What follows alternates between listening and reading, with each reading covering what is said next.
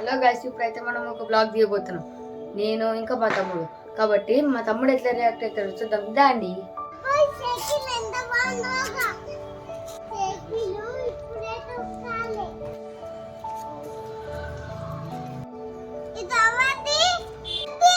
నాది. అవును అవును నాదే. అవును ఈ సైకిల్ నాదే. ఏమైంది? ఎందుకు